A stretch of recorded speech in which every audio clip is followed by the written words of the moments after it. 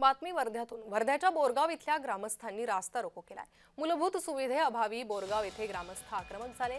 रस्ते, पाणी, आरोग्य व्यवस्था कोलमडल्याचा आरोप करतायत। वर्ध्याच्या बोरगाव मेधे इथल्या ग्रामस्थांनी गावातील नागरी मूलभूत सुविधा देण्यात याव्या या मागणीला घेऊन रस्त्यावर उतरत रास्ता रोको आंदोलन केले आणि या आंदोलनामुळे काही काळ वाहतूक ठप्प झाली। यावेळी ग्रामस्थांनी गावात पाणी, रस्ते आणि आरोग्य सुविधा देण्यात याव्या अशी मागणी केली।